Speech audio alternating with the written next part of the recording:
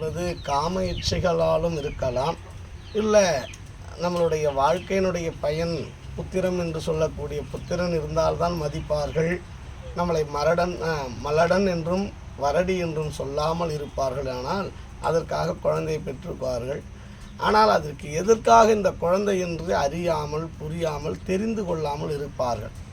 ஆனால் இந்த குழந்தை பெற்றுக்கொள்வது தனக்காக பின்வரும் காலத்தால் தன்னுடைய நலத்துக்காக என்றே குழந்தை பெற்றுக்குவார்கள்.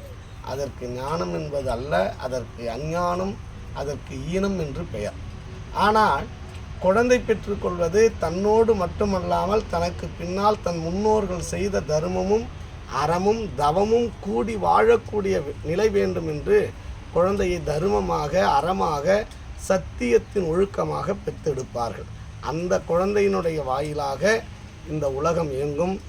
மாதம் மாறி மும்மாறி மழை பொழியும், சீரான காற்றடிக்கும், வானத்தில் நட்சத்திரங்கள் உதித்து ஓங்கும், சூரியன் சந்திரன் தன்னுடைய கடமைகளை காலம் தொட்டு செய்யும், பூமியானது முறையாக சுழற்சியாக இருக்கும். அதுபோல சீரான அந்த காற்று வெப்பதப்பங்கள் தீயானது எந்த விதத்திலும் கெடுதல் இல்லாமல் இருக்கும். அதற்காக தன் தவத்தினால் ஒரு குழந்தை, இப்பொழுது ஆண் குழந்தை வேண்டும் என்று நினைப்பார்கள். அதற்கு இறைவனுடைய அனுக்கிரகம் அந்த கருணை இருக்கும், அவ்வளோதான். ஆனால் ஆண்டவனே நம் வீட்டுக்கு வேண்டுமானால் பெண் குழந்தை தான் வேண்டும். பெண் குழந்தை பிறந்தால் இறைவனே இறைவியே நம் வீட்டில் இருப்பதாகத்தான் எண்ணம். அதனால் தான் பாரதி சொல்கிறான், ஒரு பெண்ணாய் பிறப்பதற்கே மாதவம் செய்திடல் வேண்டுமம்மா என்றான். அதனால் பெண் குழந்தை என்பது தவம் அல்ல, அது தவத்தின் வலிமை என்றும் கருணை என்றும் கூறுவார்கள். தெய்வமே நம்மிடத்தில் இருப்பதற்கு தாய்தான் காரணம். அந்த தாயே இந்த இடத்தில் மீண்டும் பிறப்பதாக எண்ணி நாம் வாழ வேண்டும். ஒரு வீட்டுக்கு முதலில் ஆண் குழந்தை பிறந்தால் தன் தந்தை என்றும், பெண் குழந்தை பிறந்தால் தாய் என்றும் உறவாக இருக்க வேண்டும் என்பதுதான் நீதி. அதனால் பெண் குழந்தைகளும் ஆண் குழந்தைகளும் இந்த சத்தியத்தின் வாயிலாக நடக்க வேண்டும். அது நம் திருத்தொண்டு வளர் திருநாவுக்கரசர் மடம் திருமடமானது காலம் தொட்டு எல்லாருடைய அன்பினாலும் அறத்தினாலும் இத்தகைய செயல் தினந்தோறும் 500 கணக்கான பேருக்கு அன்னம்பாளிப்பும் அந்த சாப்பாடு ஐயா கொஞ்சங்க ஐயா, நீங்கள் 500 பேர் தான் குறைச்சி மதிப்புடுறீங்க. என்னுடைய பார்வைக்கு காசிலேருந்து கன்னியாகுமரி போகிறோம், கன்னியாகுமரியிலேருந்து காசியில் போகிறோம், அத்தனை பேருமே அவ்வளோ பேரும் அங்கே உணவு அழைச்சிட்டு தானங்கய்யா இருக்குங்க. இல்லை, தினசரி கணக்கு பார்க்குறோம். ஒரு 500 பேருக்கு மேலாக சாப்பிட்றாங்க. கூழ் ஒரு 500 பேர் சாப்பிடுவாங்க. அதுதாங்க ஒரு 1000 கணக்கான பேர் ஒரு நாளைக்கு சாப்பிடுவதற்கு பலருடைய உங்களை போன்றவர்கள் உழைப்பு, எத்தனையோ என்னிடத்தில் அன்பும் இருக்கிறது, அறத்தின் சத்தியமும் இருக்கிறது. அதில் பலவிதமான இடர்களையும் கூட கலைந்து நம்மிடத்திலே சத்தியம்தான் என்று உணர்ந்து நம்மோடு வாழக்கூடியவர்கள் மட்டுமே அந்த தர்மத்தில் பயணிக்கிறார்கள். இல்லை என்றால் பயணிக்க முடியாது. அந்த பயணம் என்பது மிக சிறந்த பயணமாக பின்னாளில் தெரிய வரும். எப்படி நாட்டில் காந்தி தாத்தா அவர்கள், அண்ணல் மகாத்மா காந்தி அவர்கள் நாட்டுக்காக கஷ்டப்பட்டார். இன்னைக்கு காந்தியினுடைய நோட்டுக்காக நாமெல்லாம் கஷ்டப்படுவது போல நம் திருத்தொண்டு வளர் திருநாவுக்கரசர் திருமடத்திற்காக ஒவ்வொருவரும் கஷ்டமும் உழைப்பும் அவரவர்களுடைய உடைமைகளையும் கொடுத்து உதவுகின்ற காலம் வரலாறாக, வரலாற்று சுவடாக கொடுப்பது ஒரு முறையாக இருந்தாலும் வாழ்த்துவது பல தலைமுறைகளாக இருக்கும். அவரவர்களுடைய உழைப்பும் உண்மையும் ஒரு காலமும் சின்ன ஒரு பிழை கூட ஆகாது. அதற்கு அடியார்கள் நிறைய பேர் ஒத்துழைப்பு, இரவு பகலாக உழைக்கிறார்கள். யாரையும் வெறுத்து பார்க்க முடியாது, ஒதுக்கி பார்க்க முடியாது. மாநிலம் தழுவி நாடுகள், பல நாடுகளில் இருந்து தர்மத்தை ஏற்றி தருகிறார்கள். ஏனென்றால் ஏன் அவருக்கு நடக்க வேண்டும் என்று சொன்னால், எதை வேண்டுகிறார்களோ இறைவனிடத்தில் அந்த உண்மை பூசை என உரைத்தருள என்பது ஒரு திருவாக்கு. அதுபோல தர்மம் என்பது ஒரு வாக்கு. தவம் ஒரு பகுதி, தர்மம் ஒரு பகுதி, இரண்டும் 2 கண்களாக பாவித்த காரணத்தால் நிறைய பலாயிரம் பேற்றுக்கு குழந்தை பாக்கியம், திருமண தடைகள், அதுபோல் பல்வேறு நோய்களில் வந்தவர்கள் எல்லாம் இங்கே வெளியே எந்த விளம்பரமும் இல்லாமல், எந்த விதமான தொடர்பும் இல்லாமல் அவர்கள் வந்து இங்கு சரியாகி பலாயிரக்கணக்கான மக்கள் சென்றிருக்கிறார்கள்.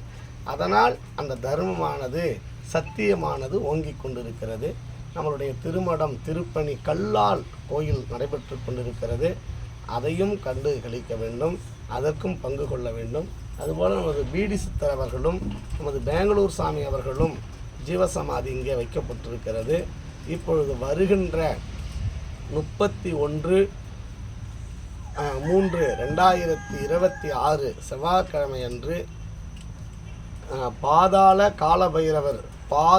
காலபைரவர் இங்கு வந்தால் யமனுடைய வேதனை, நோயின்மை, அதுபோல செல்வங்கள் என்று சொல்லக்கூடிய வறுமையிலே இருக்கக்கூடியவர்கள் உயர்ந்த நிலையிலே அவர்கள் செல்வங்களை பெற்று மக்கள் பேர் என்று சொல்லக்கூடிய அந்த மக்கள் பேர் பெற்று திருமண தடைகள் நீக்கி வறுமை என்று சொல்லக்கூடிய கடனாக இருந்தால் அந்த பஞ்சம் நீங்குவதற்கும் எதிரிகள் பல்வேறு துரோகங்கள், எதிரிகள் வஞ்சனைகள், பல்வேறு இடர்கள் செய்யக்கூடியவர்களுக்கு இந்த காலபைரவராகிய காலபைரவர் பல்வேறு நிலைகளிலே அவர்களுக்கு ஆயத்தமாக பல நன்மைகளை செய்து வாழ்வில் உயர்த்தச் செய்வார். அதுக்கு உதாரணம், அம்மா அவர்கள் நெல் வேண்டும் என்று நினைத்தோம், யாருக்கிட்ட கேட்கணும்னு நினைத்தோம். அம்மா அவர்கள் இயல்பாக அடியனிடத்தில் நல்லா இருக்கீங்களான்னு கேட்டாங்க. அம்மா நெல் அறுத்தோம், நல்லா இறைவன் கொடுத்தாருன்னு சொல்லிட்டு சொன்னோடனே அம்மா நெல் வேணும்னோம். சாமிக்கு தேவையான நெல்லை நான் வீட்டில் வைத்திருக்கிறேன், நாங்களே எடுத்துகிட்டு வந்துடுறேன்னு ஆட்டோ எடுத்துகிட்டு நல்ல நேரம் பார்த்து வைத்திருக்கிறார்கள். இப்பொழுது தானியவசம் ஜலவசத்தில் இருந்தது, இப்பொழுது தானியவசம் என்று சொல்லக்கூடிய தானியவசத்தில் வைக்க இருக்கின்றோம். வருகின்ற 30/6/2026 திங்கட்கிழமை பிரதோஷ நன்னாளில் சாமி பிரதிஷ்டையும் எண்வகை மருந்து சாற்றுதல் என்கின்ற அந்த எண்வகை மருந்து சாற்றுதல் அஷ்டபந்தனம் சாற்றக்கூடிய நிகழ்வு 31ஆம் தேதி காலையிலே நமது பைரவமூர்த்திக்கு இங்கே மகா கும்பாபிஷேகம் என்று சொல்லக்கூடிய திருநெறிய திந்தமிழால் திருக்குடமுழுக்கு நன்னீராட்டு பெருவிழா நடைபெறும். 2 கால வேள்வியோடு இத்தகைய பெருநிகழ்வானது நடைபெறும். எல்லாருடைய வறுமையும், எல்லாருடைய துன்பமும், எல்லாருடைய கஷ்டங்களும் பாதாள காலபைரவராகிய பைரவர் வைக்கின்ற பொழுது எல்லோருக்கும் நன்மை பெருக அருள்நெறியே அடைந்தால் நல்லூர் பெருமணம் என்பது போல எல்லாருக்கும் நன்மையாக இருக்க இந்த ஆதியிலே தோன்றிய இந்த வன்னி மரத்தின் கீழே சாமி அமர்ந்து மேற்கு முகமாக அருள் செய்திருக்கிறார். எல்லாரும் உங்கள் குடும்பத்தின் வாழ்வையும், உங்கள் தொழிலினுடைய வளத்தையும், உங்கள் உடல் ஆரோக்கியத்தையும், உங்களுடைய உற்றார் உறவினுடைய நட்பையும் எல்லாரிடத்திலும் பெற்று பேரோங்க வாழ மனமாற அழைத்து மகிழ்கின்றோம். வாழ்வாங்கு வாழ வேண்டும் என்று வாழ்த்தி மகிழ்கின்றோம். என்றும் இன்பம் பெருக நமது திருத்தொண்டு வளர் திருநாவுக்கரச திருமடம் நடுநாடாக விளங்கக்கூடிய கடலூர் மாவட்டம் வேப்பூர் வட்டம் சிவன்பாக்கம் என்கின்ற சேப்பாக்கம் சென்னையிலிருந்து திருச்சி தேசிய நெடுஞ்சாலையிலே மேற்கு முகமாக அமைந்து அருள்பாலிக்கக்கூடிய பானலிங்கம். அதாவதுங்க ஐயா, கீழ்ப்பக்கத்தில் இருந்து மேற்கு முகம். ஆமாம், சிவம்பாக்கம் சேப்பாக்கத்தில் இருந்து காசியிலேருந்து கன்னியாகுமரி போகிற வழி. ஆமாம், போகிற வழியில் சிவம்பாக்கம் சேப்பாகம் என்ற அந்த ரோட்டில் லெஃப்ட் சைடில் கிழக்கு வேப்பூருக்கும் சேப்பாக்கத்துக்கும் மையத்தில் இருக்கிற மையத்தில் கிழக்கு பகுதி மேற்கு பார்த்த சிவன் கோயில், மேற்கு பார்த்த சிவாலயம் மிக சிறப்பாக. அதேமாரி கன்னியாகுமரியிலேருந்து சென்னை போகிற வழி வேப்பூருக்கும் சிவம்பாக்கம் சேப்பாகத்துக்கும் நடுப்புற கிழக்கு பக்கம், அதாவது கிழக்கால ரோட்டுக்கும் கிழக்கால மேற்கு பார்த்த சிவன் கோயில், அதாவது சென்னை போகிற பைபாஸ் சாலை தேசிய நெடுஞ்சாலை வேப்பூரில் இருந்து சிவம்பாக்கம் சேப்பாகன்ற இடைவெளியில் சென்னை போகிற ரூட்டுக்கும் கீழ்ப்புறம் மேற்கு பார்த்த சிவன் கோயில். ஆமாம், அப்படி தானங்களா ஐயா? பல்வேறு உதவிகள் பலரும் செய்திருக்கக்கூடிய நிலையிலே இந்த கோயில் அமைக்கிறது. அதுபோல் இங்கே முதியோர்கள் காப்பகம் இருக்கிறது, கோசாலை இருக்கிறது.